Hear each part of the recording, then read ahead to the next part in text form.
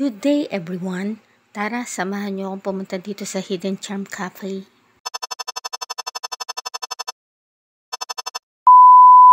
Ang Hidden Charm Cafe and Restaurant ay matatagpuan dito sa May Castilla Road, Silang, Cavite. Pagpasok nyo nga ng area ay ito agad ang bubungad sa inyo. Ang napakagandang garden na punong-puno ng mga halaman at iba't ibang klase ng mga bulaklak. Tunay nga nakaka-relax tingnan ng paligid dahil sa dami ng mga bulaklak. At dito naman sa area to ang napakaganda nilang cafe. Ito din ang best place spot sa mga naghahanap ng tahimik na lugar para sa pagdadausan nila ng meeting or planning. Habang hinihintay mo nga ang order mo, meron sila ditong bookshelf at iba't ibang klase ng libro na pwede mong basahin. Habang nagkakape o kung kaya naman ay nagmi-milk tea. Available din sa menu nila ang iba't ibang klase ng pagkain, katulad ng pasta, pizza, salad, steak, at kung gusto mo naman ng dessert ay marami din silang iba't ibang uri ng pang-dessert. And in fairness, ang sarap ng lasa ng pagkain nila. At dito naman sa area to, pwede kayo mag-relax at maupo habang nakatanaw sa mga luntiang halaman na talaga naman mapapatitig ka. At eto naman yung parang pinaka-reception ng cafe nila.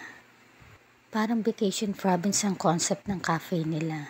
Sa bawat sulok nga ay makikita mo ang napakagagandang halaman. Dito naman sa area to ang parang pinaka-restaurant nila. Dito nga sa lobby ay makikita mo ang naglalakihan daon ng halaman. At talaga namang mapipil mong nasa loob ka talaga ng garden dahil sa mga naglalakihang mga dahon. Alam niyo ba na binibenta din nila yung mga nakadisplay na halaman? At magugulat kayo sa halaga dahil 40,000 lang naman ang isa niyan. At dito naman sa area to, kung gusto niyo ng malapalasyong garden, pwede kayong pumesto dito habang kumakain. O diba, talaga naman nakakaganang kumain kapag ganito ang nakikita mong klase ng kapaligiran.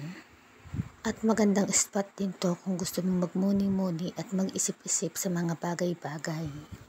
At romantic place din to sa mga taong nagmamahalan. Char! At eto nga yung pinakita ko sa inyo kanina na malapalasyong table garden.